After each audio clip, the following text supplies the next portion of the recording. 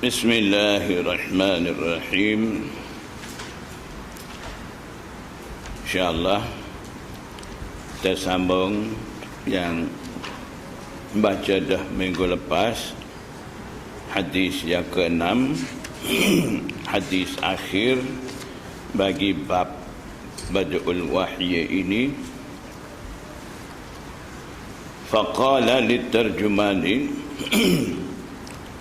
kemudian Herakl, Raja Rum, kata kepada terjemahan juru bahasa, qul lahu, katalah engkau, khitab kepada juru bahasa, lahu, padanya, pada Abu Sufyan, sa'altuka an nasabihi fadzakarta annahu fikum zu nasabin, aku tanya dah engkau tentang nasab keturunannya Nabi sallallahu alaihi wasallam tu, engkau menceritakan bahawa dia tu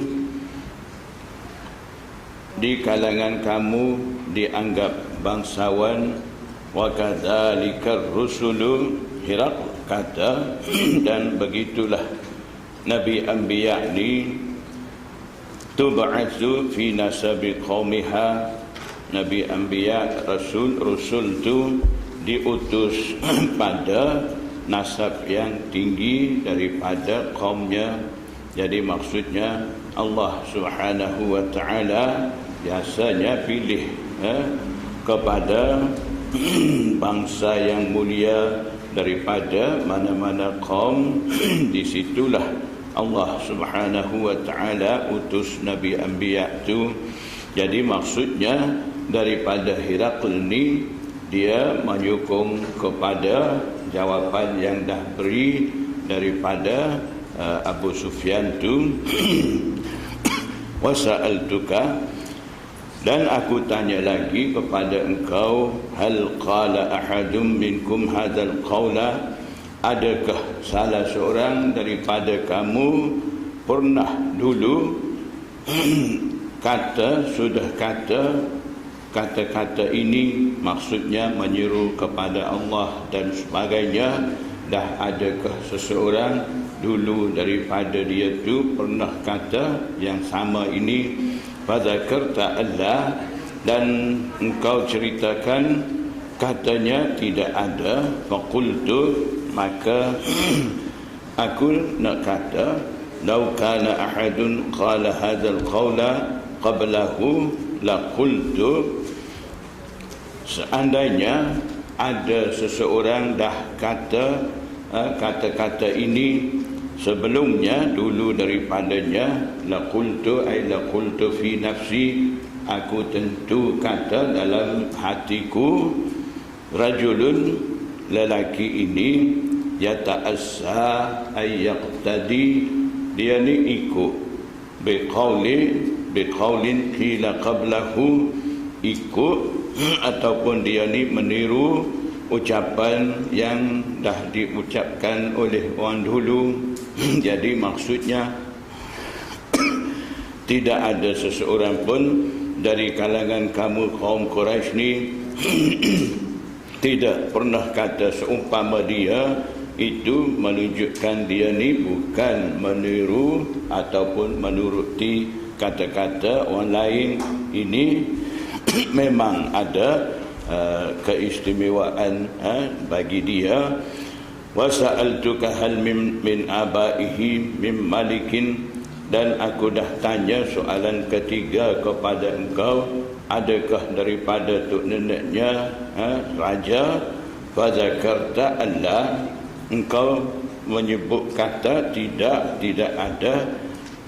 Qultu, aku nak kata, falau kana min abaihi min malikin qultu rajulun yatlubu mulka abihi, seandainya ada dari antara tok neneknya raja, aku nak kata dia tu, lelaki itu hanya mencari kerajaan ayahnya. Jadi maksudnya dia mari dakwa diri sebagai seorang Rasulullah. Apa semua ni hanya dia nak cari kedudukan ataupun kerajaan yang dimiliki oleh tok nenek dia dulu. Wa sa'altuka hal kuntum tattahimunahu bil kadhibi qabla an yaqula ma qala, dan juga aku tanya kepada engkau, adakah kamu ni bertuduh dengan dia, tuduh berbohong sebelum dia kata apa yang dia sudah kata. Maksudnya dulu daripada Nabi Muhammad sallallahu alaihi wasallam ni dakwa dia tu sebagai rasul, ataupun dulu daripada dia mengajak manusia kepada tauhid Allah Subhanahu wa taala, adakah seseorang tuduh dia tu orang bohong dan sebagainya. Fazakarta Allah, engkau cerita kata tidak, maknanya tidak ada orang tuduh dia tu sebagai pembohong. Faqad a'rifu annahu lam yakun liyataral kadhiba 'alan nasi, aku mengenali katanya Herakl, dia kata aku tahu, aku jam dia tu tak akan membiarkan pembohongan kepada orang ramai. Maksudnya dengan orang ramai dia tidak bohong. Wa yakdziba 'ala Allahi, sedang dia membohongi kepada Allah Subhanahu wa taala. Maksudnya di hadapan orang ramai dia duduk pura-pura sebagai orang baik, tidak bohong dan sebagainya, tapi dia bohong dengan Allah Subhanahu wa taala sebagai dia ni seorang rasul dan sebagainya. Jadi aku tahu tidak akan berlaku seperti itu. Wa sa'altuka asyrafun nasi taba'uhu am du'afa'uhum, dan aku tanya lagi kepada engkau soalan yang kelima, iaitu orang yang mulia dari kalangan orang ramai mengikuti dia ataupun mereka yang lemah, miskin di kalangan mereka itu. Fadzakarta anna du'afa'ahu muttaba'uhu, engkau ceritakan bahawa yang lemah di kalangan mereka itulah mereka mengikuti Nabi, mengikuti dia.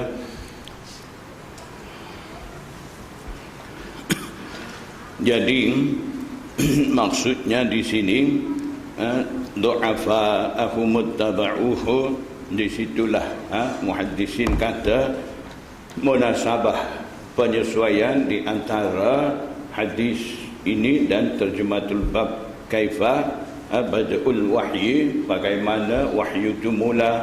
Jadi maksudnya wahyu Rasulullah SAW terima daripada Allah Subhanahu wa taala, kemudian sebarkan kepada orang ramai. Pertama sekali menerima wahyu Allah Subhanahu wa taala yang disebarkan oleh Rasulullah SAW ni kumpulan du'afa, maksudnya mereka yang lemah ataupun miskin yang tidak ada nama dan sebagainya, mereka lah menerima dulu. Jadi kalau begitu mungkin kita terfikir yang mula sekali masuk Islam, menerima Islam ni Abu Bakar As-Siddiq. Dia tu orang ternama, orang terkaya. Kenapa pula di sini sebut du'afa ni yang mengikuti Nabi sallallahu alaihi wasallam.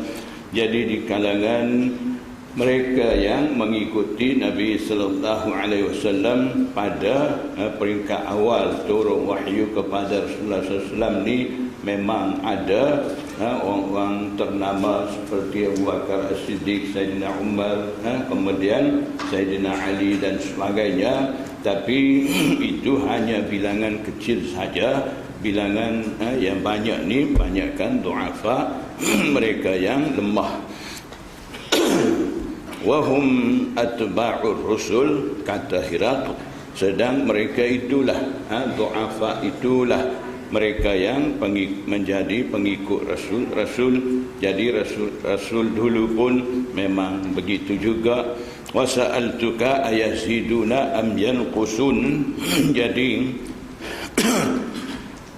maksud yang tadi du'afa ni, maksud dia tanya yang mana di antara yang daif dan yang kuat siapa ramai menerima ataupun mengikuti seruan dia. Jadi maksud dia tanya begitu, mana-mana urusan bila mula daripada kumpulan du'afa, kemudian baru merebak pergi kepada kumpulan yang kuat ni, biasanya kerjaan seperti itu kekal dan biasanya ada penerimaan yang baik bagi seseorang itu. Itu satu tanda yang dikira daripada Herakl bagi Nabi sallallahu alaihi wasallam. Dan seterusnya soalan yang ke-6, aku tanya kepada engkau, ayaziduna am yanqusuna, adakah mereka pengikut-pengikut ni sentiasa menambah ataupun selalunya menjadi kurang? Fadzakarta annahum yaziduna, engkau menceritakan bahawa mereka sentiasa menambah. Wa kadzalika amrul imani hatta yatimma. Jadi Herakl kata, begitulah urusan iman ni sehingga urusan iman tu menjadi sempurna. Jadi maksudnya sampailah urusan iman itu sempurna, sentiasa akan menambah. Jadi Herakl ni seorang raja yang mempunyai kewarasan, seorang raja yang mempunyai ilmu pengetahuan. Jadi soalan-soalan daripada dia ni, dia tanya ni, dia nak tahu sama ada Rasulullah SAW ni betul yang diutus oleh Rasulullah SAW, Allah Subhanahu wa Ta'ala, ataupun dia ni sengaja reka cerita ataupun dakwa diri dan sebagainya. Dia nak cek di situ. Jadi ini cara dia nak ambil tahu ataupun nak mengesan Nabi sallallahu alaihi wasallam ni betul ataupun tidak sebagai seorang rasul. Jadi daripada soalan dia dan daripada jawapan yang mana Abu Sufyan bagi tu, dia dapat dia dapat tangkap betul dia ni seorang rasul. Jadi maksudnya dia nak tahu sifat-sifat seorang rasul adakah tidak pada Rasulullah SAW. Sebab tu dia buat soalan-soalan begini. Kemudian mengikut jawapan Sufyan tu, dia buat kesimpulan daripada apa Sufyan jawab tu. Wasa'altuka ayartaddu ahadun sakhtatan lidinihi ba'da ayyadkhula fihi. Dan seterusnya aku tanya pula kepada engkau, ini soalan ke-7, adakah seseorang itu kembali menjadi murtad semula sakhtatan lidinihi, kerana marah dengan agamanya, agama Nabi Muhammad bawa tu, ba'da ayyadkhula fihi, setelah dia tu masuk dalam agama tu. Jadi maksudnya setelah menerima Nabi Muhammad sallallahu alaihi wasallam sebagai rasul, setelah beriman, adakah seseorang marah dengan agama yang dia bawa tu, kembali jadi kafir, kembali jadi murtad semula? Pada kata Allah, engkau jawab kata, cerita kata tidak. Wa kadzalikal imanu, dan begitulah iman tu, hina yukhalitu basyashatuhu, semasa keseronokannya, basyashah, keseronokan daripada iman tu bila dah bercampur dalam hati, biasanya dia tidak akan keluar balik, tidak akan jadi murtad semula. Jadi itulah keadaan iman tu. Jadi maksudnya Herakl, apabila iman tu dah jadi darah daging bagi seseorang, dia tidak akan keluar balik daripada orang tu. Wasa'altuka hal yaghdiru, dan aku tanya lagi kepada engkau, adakah dia tu pernah melanggar janji? Fadzakarta Allah, engkau cerita kata tidak. Wa kadzalika rusulu, dan begitulah sifat-sifat Nabi Anbiya ni, la tabdiru, mereka tidak suka melanggar janji. Wa sa'altuka bima ya'murukum, dan aku tanya pula kepada engkau Sufyan, yang ke-9 soalan, bima ya'murukum, dengan apakah? Bima asal bima mim alif, hazaf, buang alif di sini jadi bima, seperti amma yatasaaluna, begitu asal amma an ma, di sini pun bi dengan ma jadi hazaf alif, sebut bima ya'murukum, dengan apakah dia tu menyuruh kepada kamu. Fadzakarta annahu ya'murukum, engkau menceritakan bahawa dia tu perintah menyuruh kepada kamu an ta'budullaha, supaya kamu menyembah Allah, yakni an ta'budullah ay an tuwahhidullah, supaya kamu mentauhidkan kepada Allah Subhanahu wa taala, wala tusyriku bihi syai'a, dan juga kamu tidak bersekutu dengannya sesuatu pun. Wa yanhaakum an ibadatil awthani, dan dia tu melarang kamu daripada menyembah berhala. Awthan jamak bagi wasnun, berhala. Wa ya'murukum bis salati was sidqi wal afafi, dan engkau ceritakan dia tu menyuruh kamu dengan sembahyang, sidq, bercakap benar ataupun berlaku jujur, wal afaf, dan juga ada sopan santun ataupun menahan diri. Afaf, menahan diri daripada melakukan perbuatan haram. Al-afaf maksudnya al-kaffu 'anil maharim. Fa in kana ma taqulu haqqan, sekiranya apa yang kamu katakan, apa yang kamu terangkan, semua itu benar, fasayamliku mawdi'a qadamayya hataini, tidak lama kemudian dia tu sin, ada sebut fasa yamliku sin, tidak saufa, sin ni istiqbal qarib, dalam bahasa Arab sin apabila masuk ke atas fi'il mudhari, dia akan bagi makna kejap lagi, tidak lama lagi, sebentar lagi, maksudnya tak lama kemudian dia tu akan memiliki mawdi'a qadamayya, di tempat dua tapak kaki aku ni. Maksudnya kalaulah betul apa yang kamu terangkan, semua sifat-sifat dia tu, tak lama dia akan menguasai dan tak lama dia akan miliki tempat aku ni.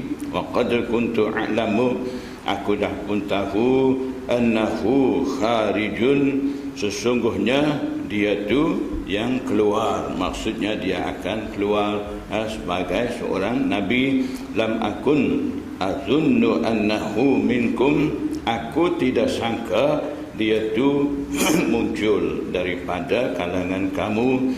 Jadi Hirak, dia ni orang mahir dengan kitab Taurat, Injil dan sebagainya. Jadi dia sangka Nabi akhir zaman ni akan keluar daripada hafizut Taurat, orang yang dah menghafal Taurat, ataupun hafizul Injil yang mahir dengan kitab Injil. Daripada kumpulan tu Nabi akhir zaman ni akan keluar.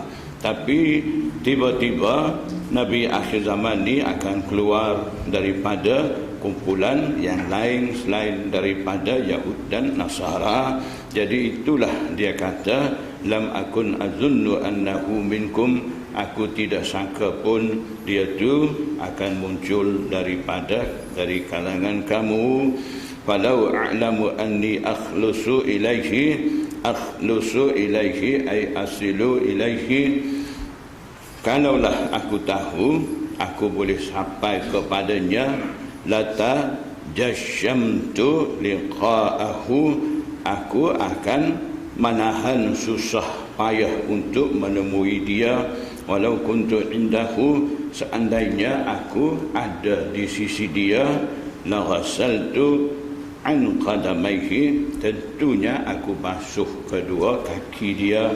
Jadi maksudnya kalau dia sempat jumpa dengan Rasulullah SAW, dia akan basuh kedua kaki. Maksudnya dia akan beriman, dia akan patuh dengan Rasulullah SAW, dan dia, kalau dia boleh sampai kepada Rasulullah SAW, dia akan usaha, walaupun susah payah, dia akan usaha juga untuk jumpa dengan Rasulullah SAW. Summa da'a bi kitabi Rasulullah sallallahu alaihi wasallam, kemudian Hiraq minta kitab, maksud di sini surat surat daripada Rasulullah SAW, yang mana Rasulullah SAW utus kirim surat itu Dihyatu oleh Dihyah Al-Kalbi, sahabat yang masyhur yang begitu cantik rupa. Melalui dia Nabi sallallahu alaihi wasallam utus surat tu, kirim surat tu ila azimi Busra, kepada pembesar negeri Busra. Busra ni satu bandar besar yang ada di antara Madinah dan Dimashq. Madinatun bainal Madinati wa Dimashq.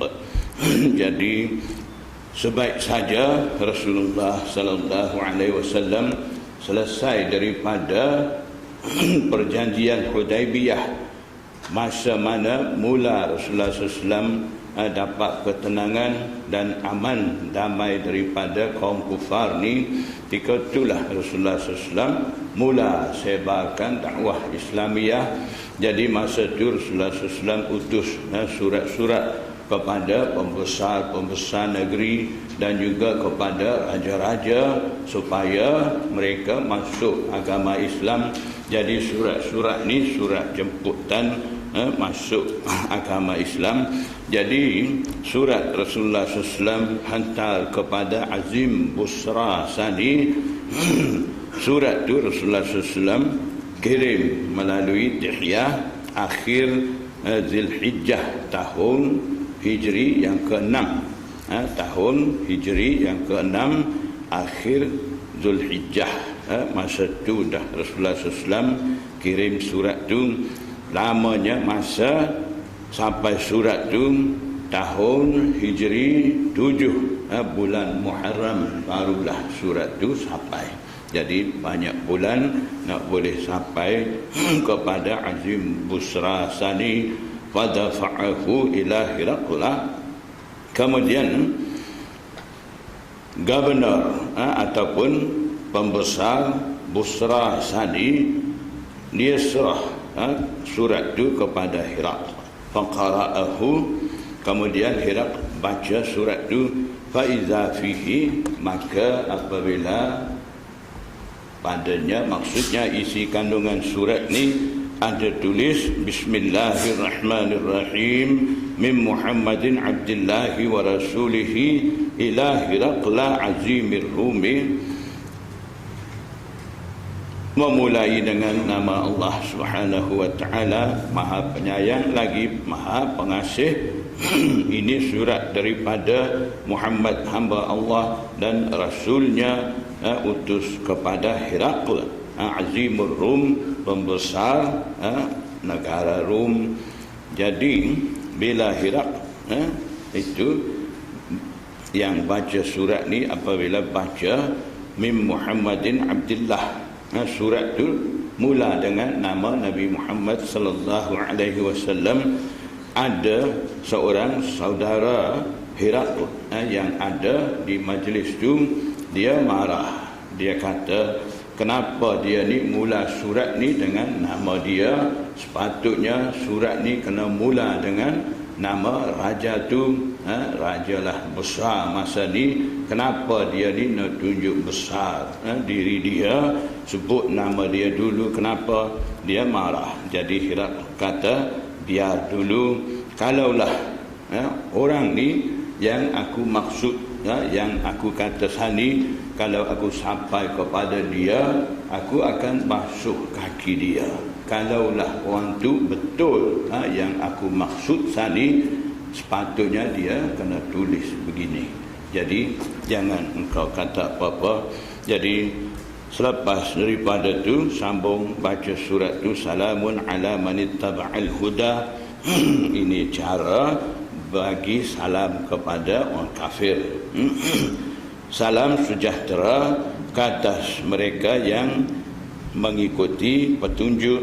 Jadi daripada potongan hadis ni, potongan kandungan surat ni, muhaddisin dan fuqaha mujtahidin mereka kata, kalau seseorang nak tulis salam ataupun nak ucap salam kepada orang kafir, inilah cara dia.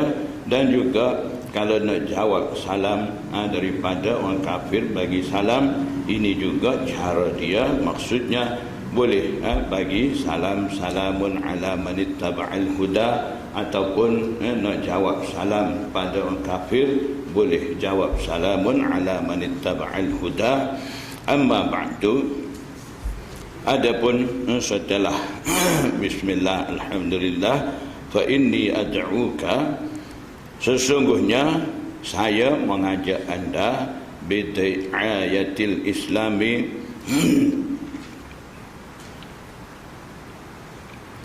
dengan seruan Islam, bid'ayatil islami ay bid'awatil islami, dengan aku mengajak anda supaya memenuhi panggilan seruan Islam, iaitu aslim taslim, terimalah Islam, engkau akan selamat. Jadi ini satu ukapan daripada Jawami'ul Kalim.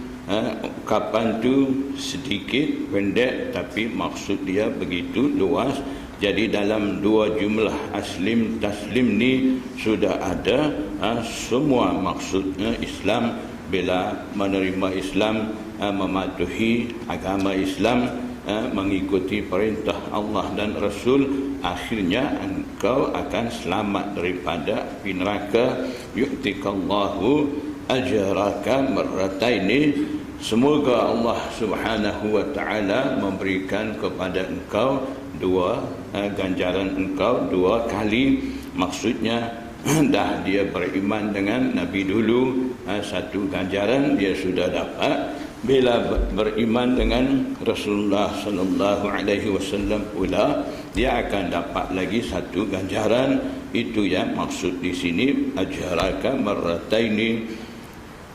Fa in tawallaita, jika anda berpaling, mengingkari, menerima Islam tu, fa inna 'alaika ismal arisiyin, sesungguhnya di atas engkau lah dosa rakyat, dosa pengikut-pengikut. Arisiyin ni maksud dia orang-orang yang buat kerja apa panggil ni, tanam padi dan sebagainya, panggil apa? Sawah, petani. Ya. Jadi banyakkan masa tu penduduk Rom ni banyakkan petani. Jadi arisiyin dalam nuskah lain ismal yarisiyin ada begitu. Arisiyin ni maksudnya mereka yang petani, jadi kumpulan petani. Jadi maksudnya di sini al-arisiyin ni rakyat, rakyat. Dosa rakyat ni engkau akan menanggung. Jadi sebut arisiyin petani, maksudnya masa tu ramai penduduk negara Rom ni kerja pertanian. Jadi sebab tu sebut ismal arisiyin. Jadi biasanya rakyat ni masa tu mengikuti agama raja.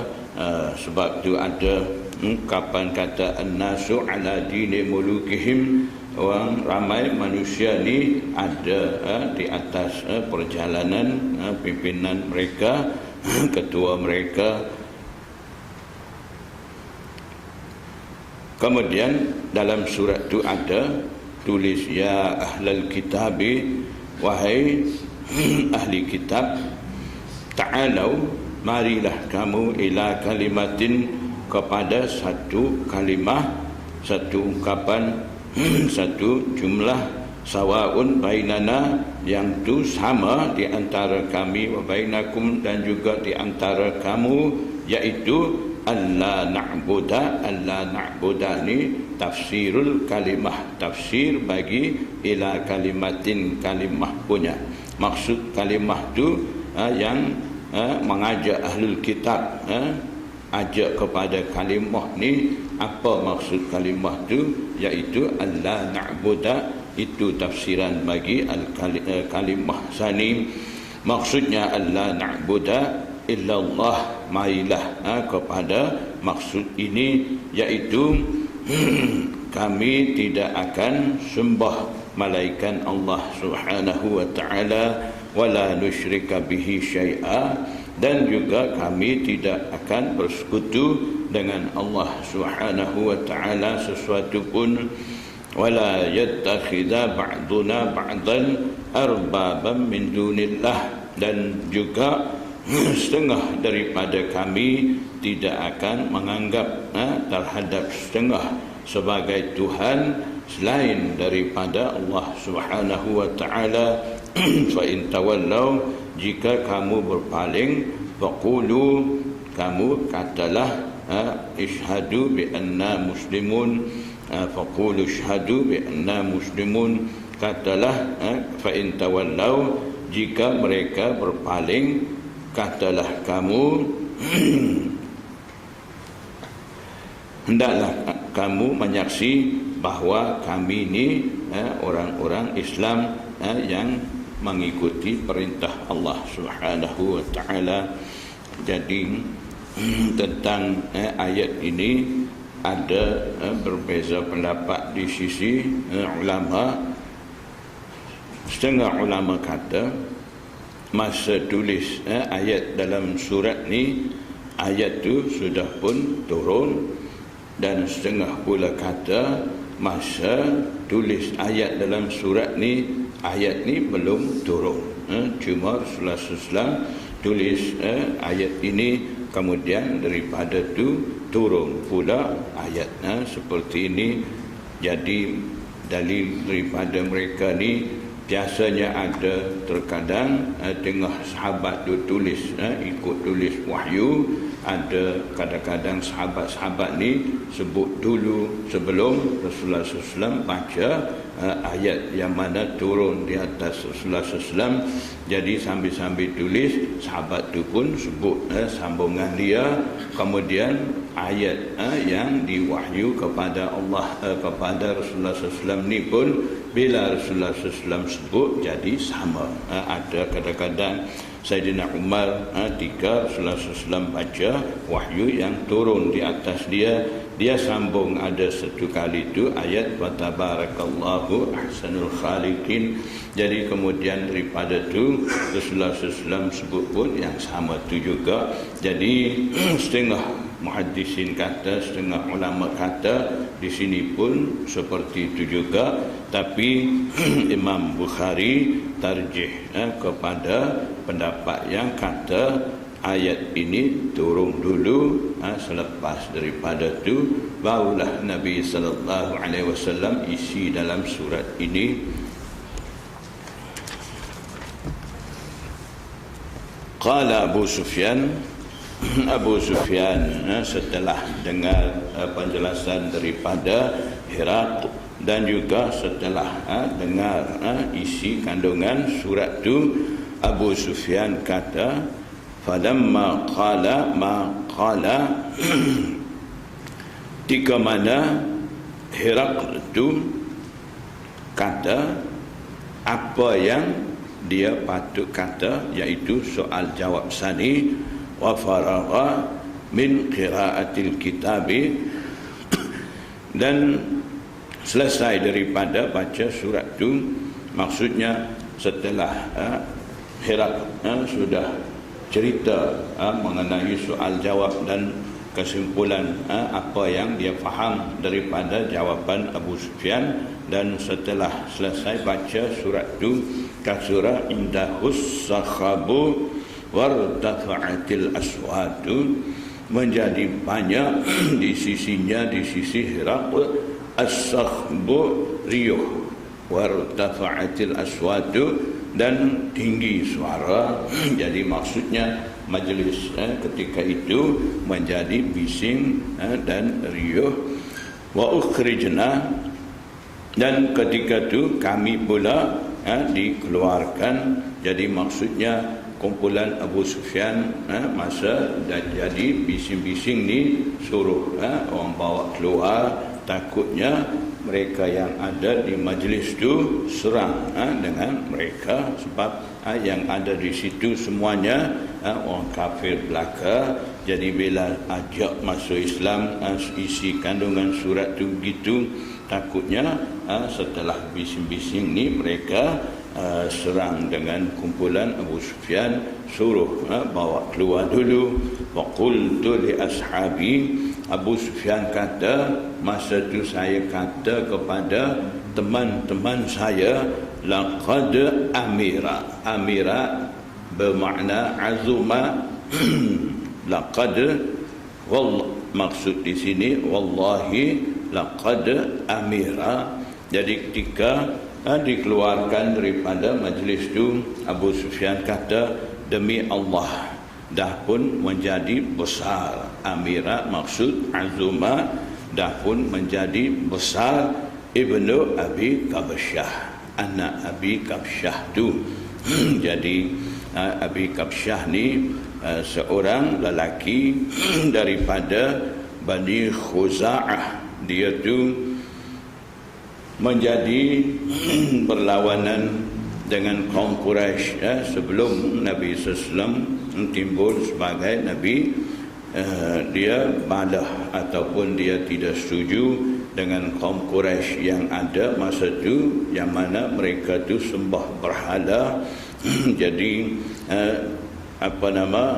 Kabsyah Sani itu satu kunyah, satu gelaran bagi pihak tok Rasulullah sallallahu alaihi wasallam, bagi pihak ibu Rasulullah sallallahu alaihi wasallam. Jadi itulah Abu Sufyan sebut kata Ibnu Abi Kabsyah. Maksudnya anak Abi Kabsyah ni Rasulullah sallallahu alaihi wasallam. Jadi maksudnya laqad amira Amr bin Abi Kabsyah, urusan daripada Muhammad sallallahu alaihi wasallam tu dah pun jadi begitu besar. Innahu yakhafuhu maliku Banil Asfar, sesungguhnya dia tu menakutkan Malik, raja bangsa kulit kuning pun takut sama dia. Sebut kata raja bangsa kuning, maksudnya orang-orang Rum ni anak cucu daripada Asfar bin Rum bin Ais bin Ishaq bin Ibrahim. Jadi yang itulah maksud Asfar, Banil Asfar, daripada anak keturunan Bani Asfar ataupun raja bangsa kulit kuning. Fama zaltu muqinan annahu sayazharu, kata Abu Sufyan lagi, dia kata sentiasa aku yakin dia tu akan muncul, hatta adkhalallahu alayya al-islama, sehingga Allah Subhanahu wa taala masukkan Islam ke atasku. Jadi Abu Sufyan dah nampak begitu. Wa kana ibnun Natur, ada lagi seorang Ibnun Natur, dia tu hafizul bustan, penjaga kebun. Sahibu Iliyah, dia tu dilantik jadi gubernur di Baitul Maqdis. Ilya ni Baitul Maqdis, wa Hirakla dan sahib teman rapat dengan Hirakl, sahibu Ilya, sahibu Hirakl, gitu. Wa ataf di situ. Jadi maksudnya Ibnu Natur ni seorang gubernur Baitul Maqdis dan kawan rapat dengan Hirakl. Suqufan ala Nasara Syami, iaitu Ibnu Natur Sani menjadi ketua pendeta di atas kaum Nasara yang ada di negara Syam tu. Yuhaddithu, dia tu Ibnu Natur tu menceritakan anna Hirakla hina qadima Ilya'a, Hirakl ketika dia sampai ke Baitul Maqdis, asbaha, pada suatu hari Hirakl berpagi-pagi, khabithan nafsi, hati tak berapa sedap. Khabithan nafsi maksudnya ada gangguan fikiran. Pada suatu pagi dia berpagi-pagi, faqala lahu ba'du batariqatihi, batariqah maksudnya jamak bagi bitriq, bitriqun maksudnya setengah pembesar bagi Hirakl ni kata kepada Hirakl, qadis dan karna hayatuka, kami nampak tak berapa sedap keadaan engkau tu, maksudnya kami tengok pun heran nampak keadaan engkau tu. Jadi qala Ibnu Natur selanjutnya dia cerita, dia kata wa kana Hirakl jazaan ay kahinan. Hirakl ni seorang kahin, jazza, ahli nujum. Biasanya yanzuru, dia memerhati fin nujumi, pada perjalanan bintang-bintang. Faqala lahum, pernah Hirakl kata kepada mereka, mereka maksud ba'du batariqatihi sani, hina sa'aluhu, ketika mana mereka pernah tanya kepada Hirakl, inni ra'aitul lailata. Hirakl jawab kata, sesungguhnya aku dah pun lihat pada suatu malam, hina nazartu fin nujumi, ketika mana aku memerhati dalam perjalanan bintang, dapati anna malikal khitani qad zahara, sesungguhnya raja yang berkhitan, khitan, faham Melayu pun khitan juga, raja yang berkhitan dah pun muncul. Famay yaqtatinu min hadhil ummati, kemudian Hirakl tanya, siapa yang berkhitan daripada umat ini, maksudnya di zaman ini, pada masa sekarang ini, kumpulan mana biasanya berkhitan. Qalu, mereka pembesar jawab kata, laisa yaqtatinu illa al-yahud, Yahud dah berkhitan masa ini. Jadi maksudnya yang berkhitan ni hanya Yahud masa ni. Fala yuhimmannaka sya'nuhum, maka keadaan mereka, kedudukan mereka tidak akan merisaukan engkau, maksudnya engkau jangan bimbang. Keadaan mereka tidak akan menggugatkan kedudukan engkau. Waktu ila mata ini, hanya engkau tulis saja ataupun perintah saja kepada negeri-negeri. Matain jamak bagi Madinah. Mulkika, mata ini mulkika, kepada negeri-negeri milik raja, milik engkau, maksudnya perintah saja ke seluruh negeri, supaya fayaqtulu man fihim minal yahudi, supaya kaum Yahud yang ada di kalangan mereka itu mereka bunuh. Fabainama hum ala amrihim, sementara mereka masih ada di atas urusan yang membunuh kaum Yahud. Mereka itu utiya Heraklu, tiba-tiba dibawa ataupun dihadapkan kepada Herakl birajulin, seorang lelaki, arsala bihi maliku Ghassan, lelaki itu utusan yang utus dengannya, dengan lelaki itu maliku Ghassan, Raja Ghassan, utus Raja Ghassan pun azimu Busra juga, nama dia Harith bin Abi Syamar, dia utus orang tu. Jadi utusan daripada Raja Bani Ghassan, yukhbiru an khabari Rasulullah sallallahu alaihi wasallam.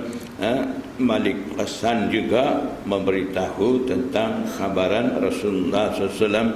Falamma istakhbarahu Heraklu, ketika mana Herakl mendapat berita daripadanya, maksudnya setelah Herakl mendapat maklumat daripada lelaki yang menjadi utusan Raja Bani Ghassan Sani, qala, Herakl kata, idhabu fanzuru mukhtatinun huwa amla, pergilah kamu tengok lelaki itu, adakah dia tu khitan ataupun tidak. Panazaru ilaihi, mereka pergi tengok lelaki itu. Fahaddatsuhu annahu mukhtatanun, mereka menceritakan kepada Herakl, bagi tahu katanya dia tu yang berkhitan. Wasa'alahu anil arabi, dan seterusnya Herakl tanya lelaki itu tentang kaum Arab, bangsa Arab. Faqala, lelaki itu kata, hum yakhtatinun, mereka bangsa Arab tu selalunya berkhitan.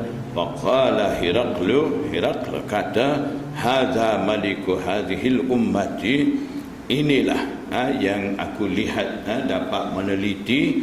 Hadza maksudnya yang inilah yang aku dapat meneliti dalam perjalanan bintang, yang dapat simpul di situ Malik khitan akan muncul ni. Inilah maliku hadhil ummah, raja bagi umat ini. Qad zahara, Herakl kata dah pun muncul. Jadi dia salah bodoh dengan kaum Yahudi dengan katanya mereka juga khitan. Summa kataba Heraklu ila sahibillahu birumiyatin, kemudian Herakl hantar surat pula kepada teman dia yang ada di Rumiyah. Rumiyah maksudnya di situ sebuah kota tertua di Italia masa itu. Wa kana nazirahu fil ilmi, sahibillahu, di situ nama dia Daghatur. Daghatur dia tu, wa kana, dan dia, yakni sahibillahu sani, naziruhu upamanya, fil ilmi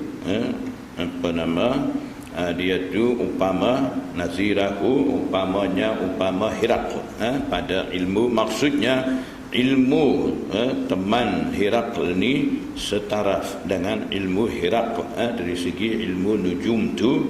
Jadi dia hantar surat, dia bagi tahu tentang munculnya Malikul Khitan Sani. Wasara Heraklu ila Himsin, dan Herakl meneruskan perjalanan kepada Hims. Hims ni satu bandar yang ada di negeri Syam. Masa itu satu bandar tertua. Falam yarmi Himsa, kemudian Herakl belum tiba lagi di Hims, hatta atahu kitabun min sahibihi, sampailah datang kepada Herakl surat daripada teman dia, yuwafiqu ra'ya Herakla ala khurujin Nabi sallallahu alaihi wasallam. Isi kandungan surat itu yuwafiq, menyetujui, sejajar dengan pendapat Herakl yang menceritakan keluarnya Nabi sallallahu alaihi wasallam, wa annahu nabiyyun, dan sesungguhnya dia tu benar seorang nabi. Jadi kawan dia pun sama pandai dengan dia ilmu nujum, jadi dia pun dah setuju kata Malikul Khitan sudah pun keluar, sudah ada sekarang. Fa'adzina Heraklu. Kemudian Herakl ni memberitahu, azina bukan minta izin di sini, azina mengundang Herakl li'uzama'ir Rumi, pembesar negeri Rum, fi daskaratillahu bihimsa. Daskarah maksudnya mahligai, kepunyaan dia yang ada di Hims itu. Dia ajak pembesar-pembesar Rum di situ. Thumma amara bi abwabiha faghulliqat. Kemudian Herakl suruh pintu-pintu ditutup. Thumma tala'a. Kemudian Herakl memberitahu tentang munculnya Nabi akhir zaman itu. Faqala, Herakl kata, ya ma'syar Rum, wahai orang-orang Rum, hal lakum fil falahi wal rusydi, adakah kamu hendak mempunyai hendak peroleh falah, kemenangan, dan juga wal rusyd, di sini maksud kemajuan, wa ayyasbuta mulkukum, dan juga kamu hendak peroleh tetap utuh kerajaan kamu. Fatubayi'u hadzal rajul, kalau nak begitu patutnya kamu berbai'ah dengan lelaki ini. Jadi maksudnya Herakl dia ajak kepada rakyat pembesar-pembesar dia supaya beriman dengan Rasulullah SAW. Jadi dia dah faham kedudukan Rasulullah SAW tu, daripada soal jawab dia dah tahu betul dia tu seorang Nabi akhir zaman. Jadi dia nak beriman, dia nak masuk Islam, tapi dia bimbang juga rakyat dia berontak ataupun dia kena bunuh ke. Jadi dia ajak bincang rakyat dia supaya rakyat pun masuk bersama dengan dia, masuk Islam, menerima Nabi sallallahu alaihi wasallam sebagai seorang rasul. Jadi itulah tujuan dia cakap ni semua. Bila dia dengar dia cakap macam tu, fahasu ay nafaru, mereka pembesar sani terus lari, haisata humuril wahsy, seolah-olah larian bagaikan keldai liar, ilal abwabi, lari menuju kepada pintu-pintu. Jadi keldai liar bila terkejut apa-apa lari kuat, panggil apa, lari lintang pukak.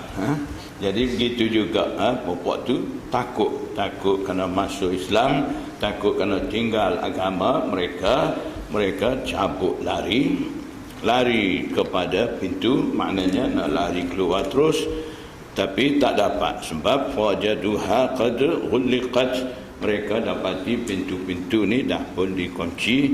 Falamma ra'a Herakl nafratahum, ketika mana Herakl ni lihat kebencian mereka, tak mau masuk Islam, wa ayisa minal imani, dan Herakl dah pun putus harapan daripada beriman. Qala, Herakl kata, rudduhum alayya, kembalikan mereka masuk kepadaku.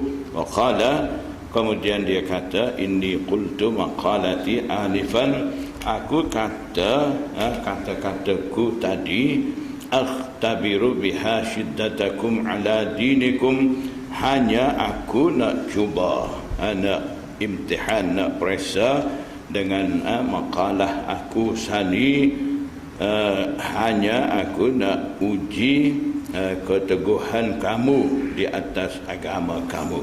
Jadi secara mana kamu berpegang kuat dengan agama kamu yang dia ada, aku cuba minta masuk Islam. Jadi sekarang aku dah nampak kamu ni kuat iman dalam agama kufur kamu tu. Jadi faqad ra'aitu, aku dah pun lihat, maksudnya aku dah pun lihat keteguhan kamu tu.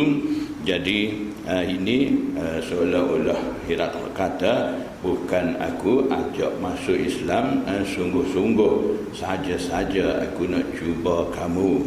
Bila dengar begitu, fasajadu lahu waradu anhu, pembesar-pembesar sani sujud kepada Herakl dan setuju dengan kata-kata Herakl itu.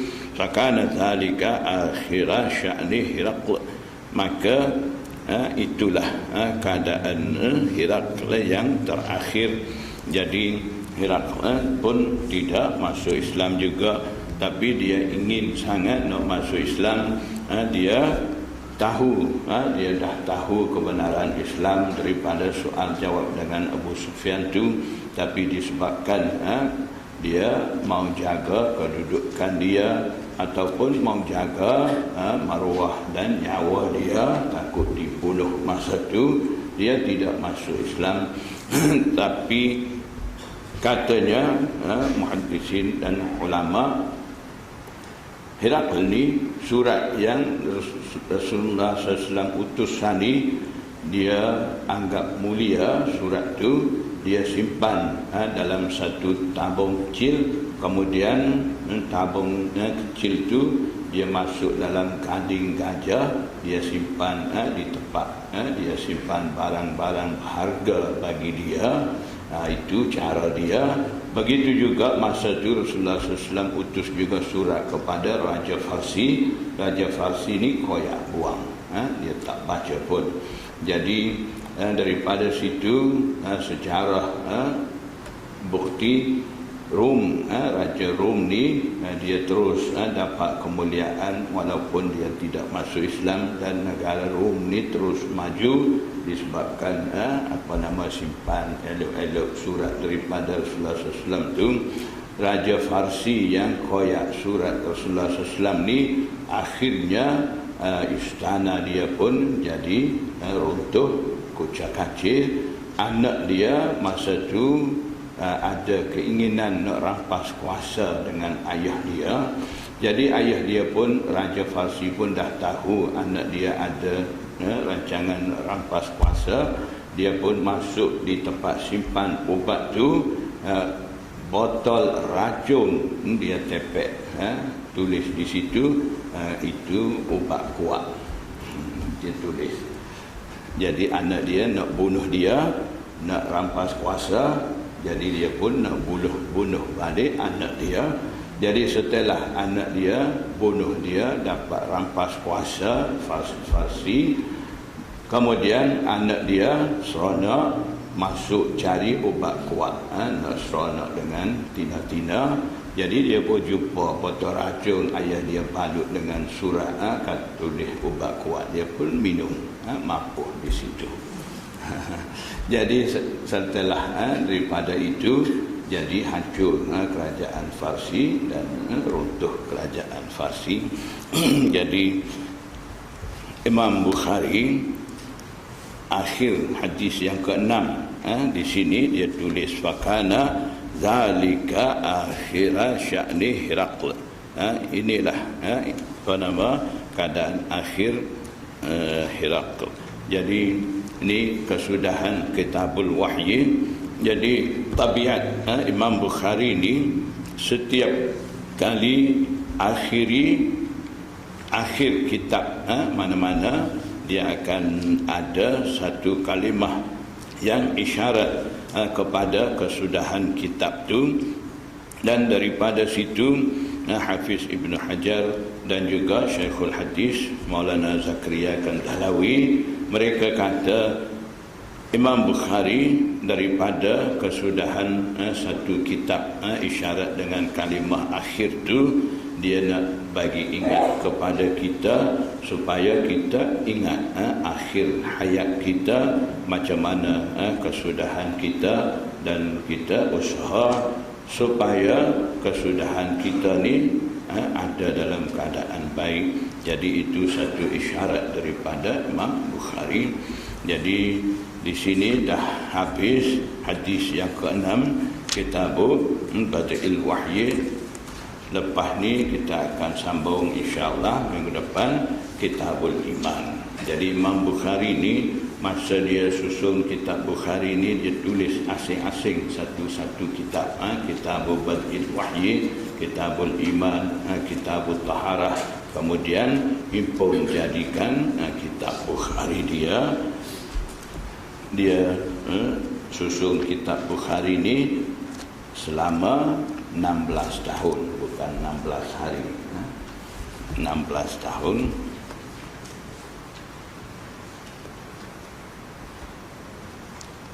InsyaAllah kita sambung Bukhari ke depan.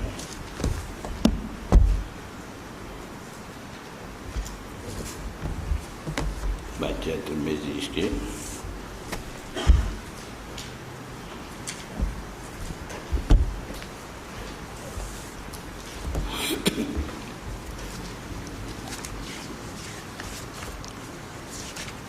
Bismillahirrahmanirrahim. Babu ma yaqulu idza dakhala al-khala. Situ. Dah. Tengok. Dah situ dah.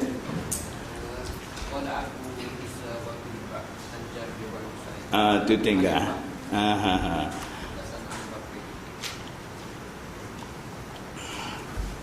Haddatsana Abu Bakrin. Tak baca lagi. Bismillahirrahmanirrahim. Qala Abu Isa wa fil bab an Jabir wa Abi Sa'id.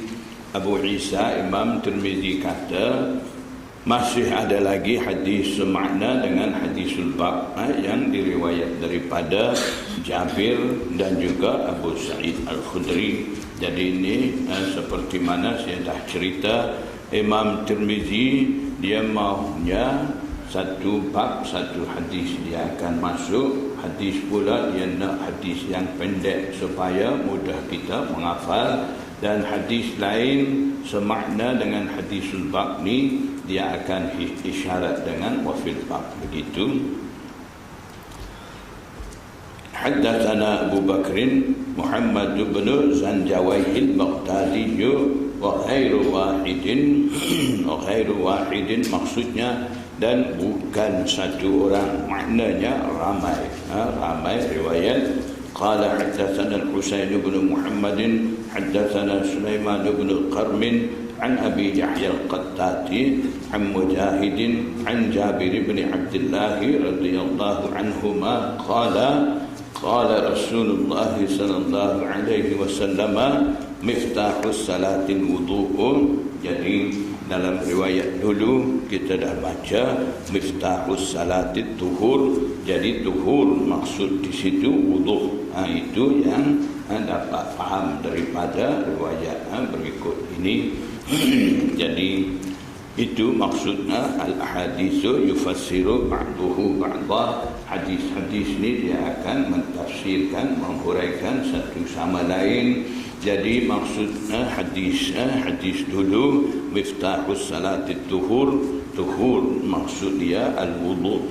Jadi maksudnya anak kunci bagi sembahyang ni adalah wudu. Tanpa wudu tidak sah sembahyang. Babu ma yaqulu idza dakhala al-khala. Bab ini menceritakan apa yang patut baca, doa yang patut baca apabila masuk tandas al-khala. Khala ni tempat kosong, tempat kosong panggil khala.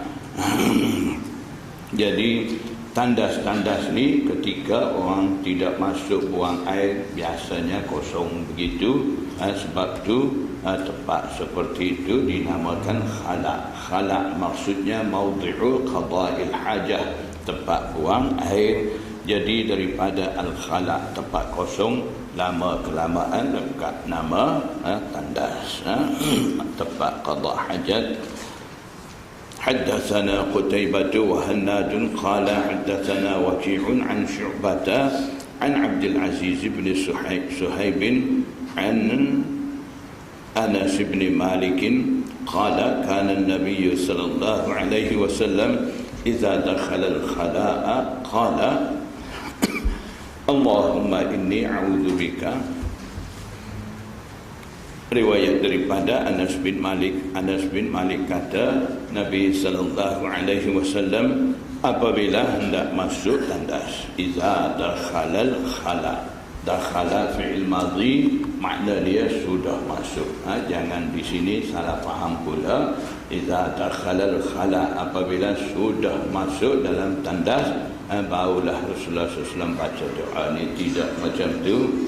Jadi maksudnya di sini iza, apabila masuk di atas fi'il madhi, biasanya dia bagi makna menghendaki. Jadi iza dakhala, maksud di sini iza arada ayyadkhula, apabila Rasulullah SAW hendak masuk, maksudnya sebelum masuk tandas. Rasulullah SAW baca dulu doa ini, iaitu Allahumma inni a'udzubika, sekatu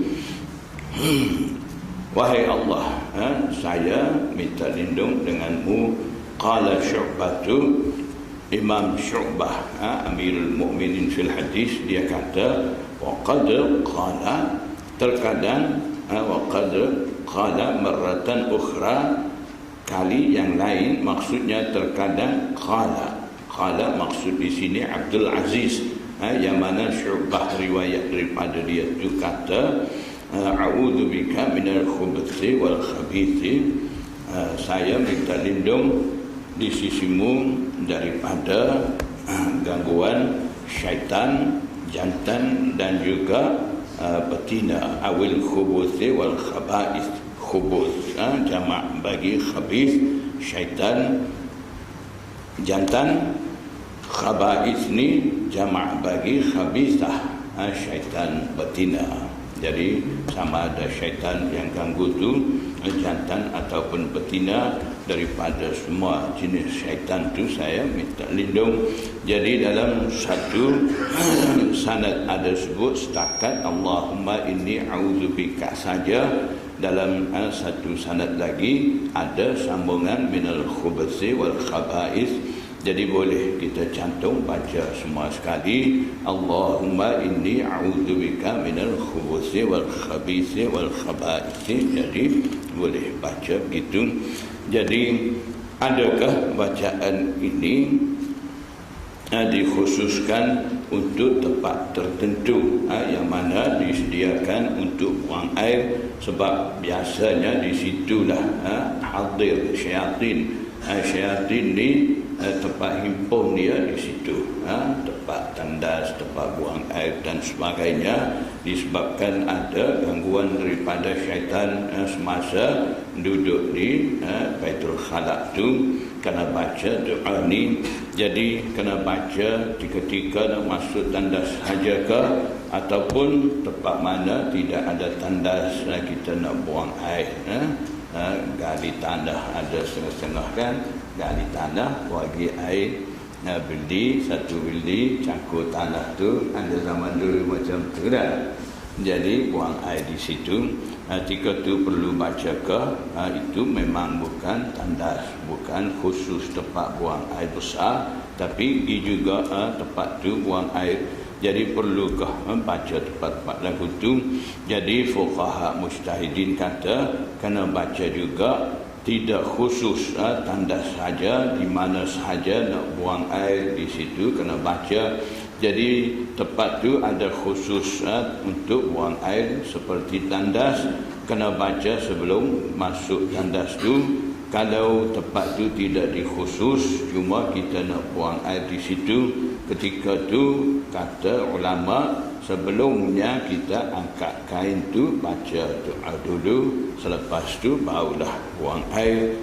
Dan setengah kata itu juga pendapat jumhur ulama kata kalau seseorang tu dah terlupa nak baca doa, dah masuk tempat buang air, boleh juga dia baca hadir doa itu dalam hati, jangan dia baca dengan lidah.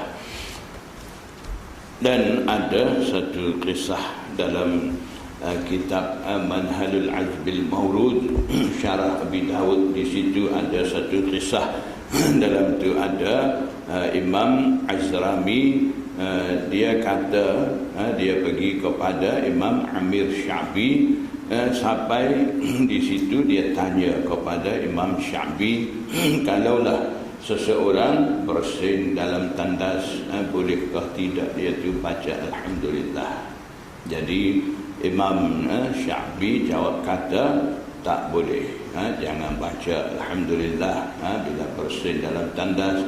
Kalau nak baca Alhamdulillah, tunggu keluar daripada tandas dulu, baru baca. Kemudian dia jumpa pula Imam Azrami Sani, dia jumpa pula dengan Ibrahim Nakhai, dia tanya pula soalan yang sama. Jadi ketika tu Ibrahim Nakhai jawab kata tak apa, boleh baca. So baca sebab dia kata ihmadillah, boleh engkau muji pada Allah. Kemudian dia kata fa innal hamda yas'adu, puji-puji kepada Allah ni biasanya dia naik atas, la yahbitu, tidak turun bawah, tak masuk dalam tandas. Maksud dia tu ilaihi yas'adul kalimut thayyib, maksud tu kepada Allah Subhanahu wa taala, biasanya kalimah-kalimah yang suci naik kepada Allah taala. Jadi maksud dia situ. Itu hanya pendapat dia, mazhab dia, tapi mazhab jumhur ulama dan a'immah arba'ah, imam 4 mazhab larang berzikir dalam tandas. Jadi Nabi sallallahu alaihi wasallam ni selalunya dia tidak putus daripada zikrullah. Jadi tandas ni tepat tidak sesuai dengan zikrullah. Jadi di situ Nabi SAW tidak zikir sebab di situ tandas itu dikira tempat himpunan syaitan. Jadi disebabkan itulah Nabi SAW ta'lim kepada umat dia supaya baca doa sebelum masuk tandas, sebab tandas ni tempat himpunan syaitan.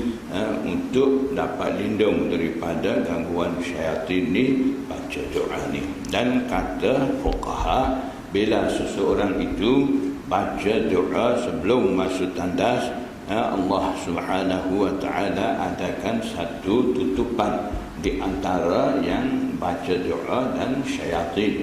Maksudnya syaitan tidak nampak dengan yang masuk tandas tu dan tidak akan dapat ganggu. Kalau tak baca doa masuk tandas, mungkin syaitan ganggu. Dan ada juga kisah-kisah yang mana manusia menimpa musibah disebabkan tidak baca doa, diganggu oleh syaitan dan sebagainya. Qala Abu Isa, Imam Tirmizi kata, wa fil babi an Ali wa Zaid bin Arqam wa Jabir wa bin Mas'ud, semakna dengan hadis bab ni. Masih ada lagi hadis-hadis daripada Sayyidina Ali, Zaid bin Arqam dan sebagainya. Qala Abu Isa, hadis Anas, Imam Tirmizi kata hadis Anas bin Malik yang kita baca dah sani, hadis itu asahhu syai'in fi hadzal babi wa ahsanu, hadis paling rajih. Asahhu ay arjahu, hadis paling rajih dalam bab ini dan juga paling elok. Wa hadisu Zaid bin Arqam, hadis yang diriwayat daripada Zaid bin Arqam. Zaid bin Arqam duduk dalam wafil bab sani. Fi isnadihi ittirabun ay ikhtilafun, dalam sanadnya ada ikhtilaf. Ittirab makna kegoncangan dalam sanad.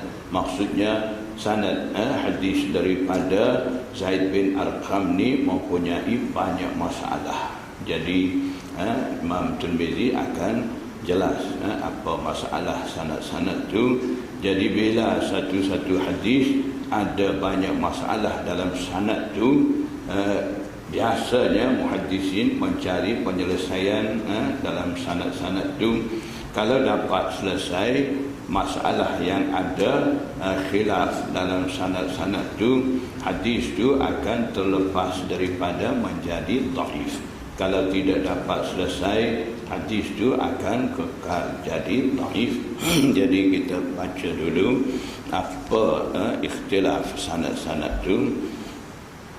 Jadi ini satu contoh kecil, satu contoh sikit Imam Tirmizi tulis dalam kitab dia supaya kita tahu, kita nampak sanad-sanad ni kadang-kadang ada masalah-masalah macam tu.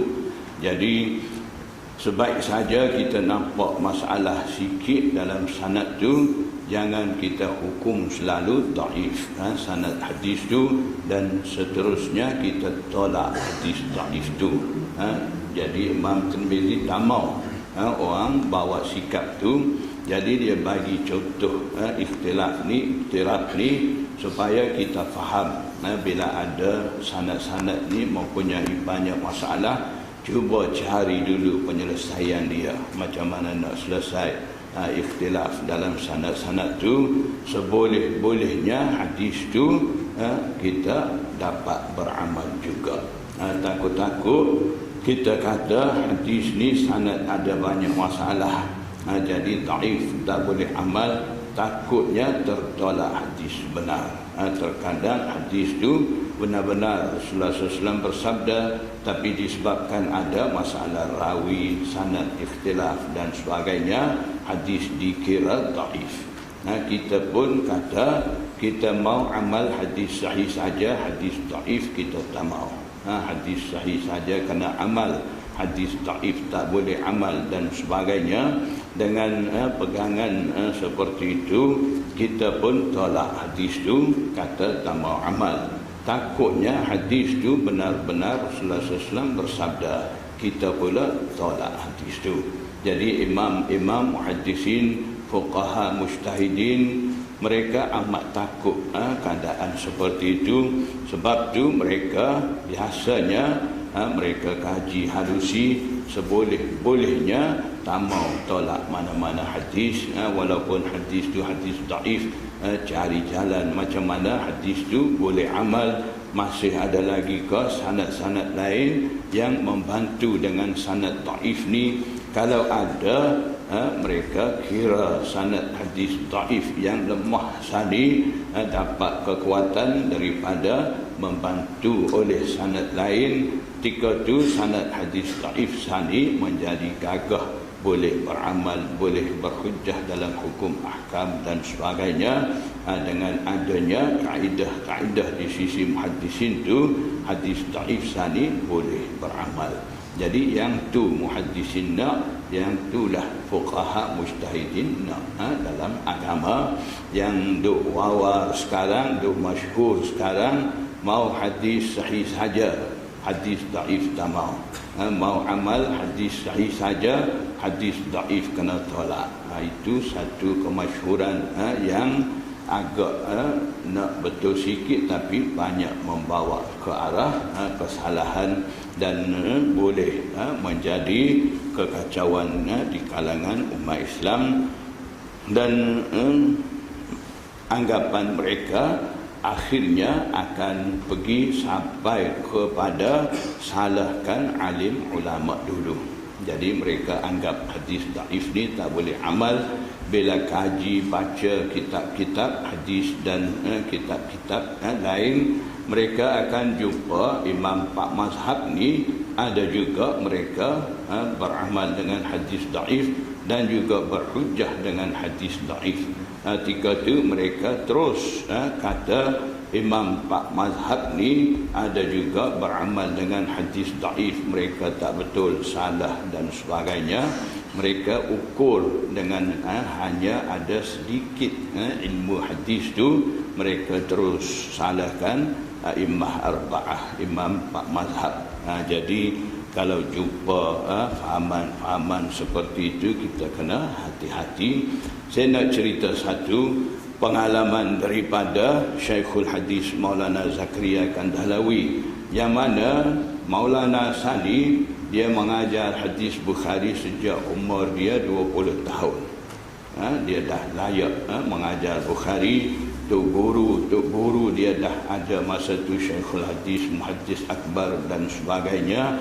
Mereka lantik dia jadi mengajar Bukhari, dan dia mengajar ilmu alat, ilmu bidang lain, fiqh, tafsir. Utama sekali dia mengajar hadis 60 tahun sampai umur dia 80 tahun. 60 tahun masa dia mengajar. Jadi pengakuan daripada Syekhul Hadis Hani, dia kata, selama mana saya mengaji hadis, selama mana saya mengajar hadis, selama itulah saya nampak kebenaran imam-imam pak mazhab tu. Itu yang betul-betul faham hadis.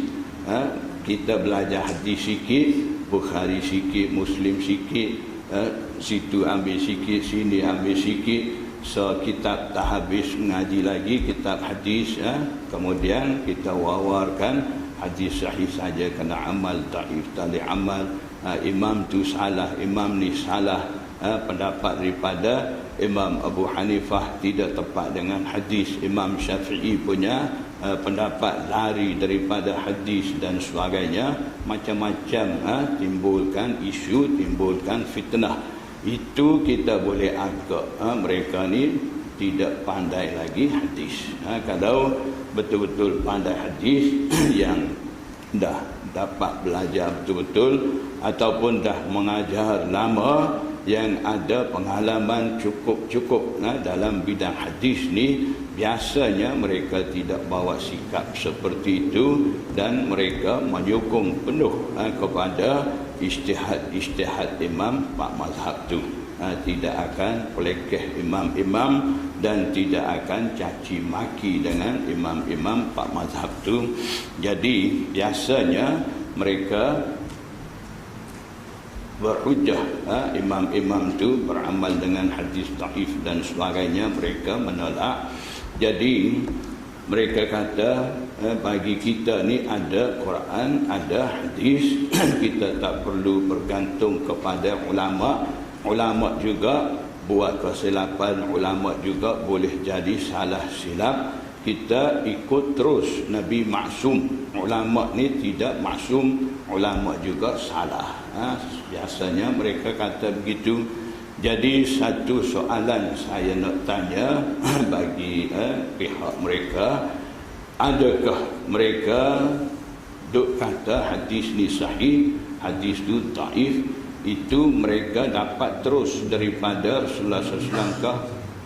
Adakah mereka terima hadis, hadis ni Rasulullah SAW bagi tahu terus dengan mereka, ini sahih, ini dhaif, ini maudhu', ini hasan? Adakah mereka jumpa Rasulullah SAW ataupun dapat mimpi Rasulullah SAW kah?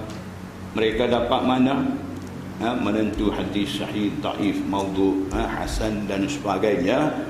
Mereka terima daripada ulama juga. Tidak ulama nak ambil mana, mereka terima daripada ulama hadis juga.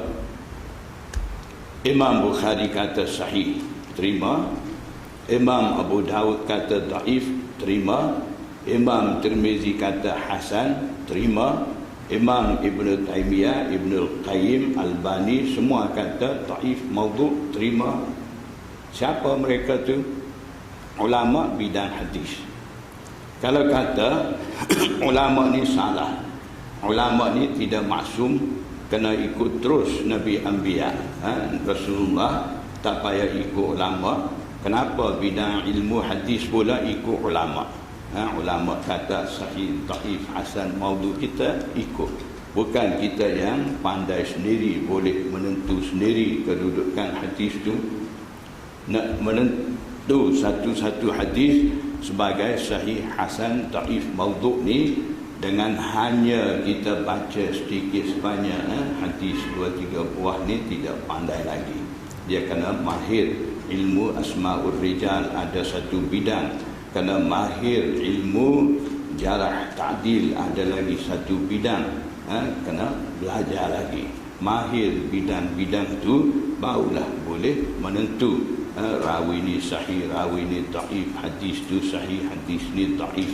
Jadi kalau nak banding bidang nak menentu kedudukan hadis dengan bidang ijtihad nak istinbat hukum daripada Quran hadis, kalau nak banding dua bidang tu, bidang hadis dengan bidang ijtihad ni lebih rumit daripada bidang hadis. Kata sani nak menentu kedudukan hadis ni agak muskil, payah, tapi bidang ijtihad ni lebih payah. Nak ijtihad hukum daripada Quran hadis ni bukan senang. Nak menentu kedudukan hadis sahih dhaif ni mudah pada ijtihad. Jadi bidang lebih mudah nak menentu kedudukan hadis tu pun kita tak pandai. Kita bergantung juga kepada alim ulama. Kita bergantung kepada ulama hadis juga. Kenapa pula bidang ijtihad kita nak kata tak perlu ikut ulama, tak perlu ikut imam pak mazhab, kita ikut Quran hadis direct. Seolah-olah kita ni dah pandai sangat tafsir hadis. Pernah saya jumpa sekumpulan mereka wawarkan kata-kata seperti itu. Pernah saya tanya pada mereka, adakah kamu ni dah khatam ngaji sunnah sittah? Ada yang tanya balik, apa sunnah sittah? Nama kitab pun dia tak tahu lagi. Tapi dia cakap ikut Quran sunnah, jangan ikut ulama. Ulama juga salah, jangan ikut imam pak mazhab. Imam ni bukannya betul. Kita ikut Quran sunnah. Tanya dia, adakah awak sudah belajar sunnah sittah? Dia tanya balik, apa sunnah sittah? Lepas tu saya kata, saya tidak mau tanya dengan awak, adakah awak sudah belajar ilmu 15 bahasa, ilmu alat untuk membantu nak boleh tafsir Quran tu. Saya tidak mau tanya situ, saya mau tanya satu ya, daripada bismillah alhamdulillah sampai wanas, cuba terjemah satu-satu kalimah Quran tu, bolehkah semua sekali? Dia kata tak boleh. Lepas tu terjemah Quran tak boleh lagi, hadis tak tahu duk mana. Sani kata nak ikut Quran sunnah, tak payah ikut imam tu mai mana. Macam mana awak mau amal dengan Quran sunnah tu? Jadi banyak orang sekarang terikut-ikut angin semasa sekarang ni. Jadi kita kena hati-hati. Jadi nak kau sebelah dah. Jadi ini sebagai muqaddimah, nak faham ke ikhtilaf sanad yang kita akan baca ni. Jadi perlu masa sikit untuk urai khilaf ni. Dah pun sebelah dah. Jadi kita sambung minggu depan. Kalau boleh minggu depan kita baca ni Tirmizi dulu, tukar sekali. Sebab ini nak urai ikhtilaf sanad ni agak itu sikit, kita ambil masa sikit. Lebih masa tu kita baca Bukhari, lain kali baca balik Bukhari dulu, insya-Allah. Wallahu subhanallah wa bihamdihi subhanallah.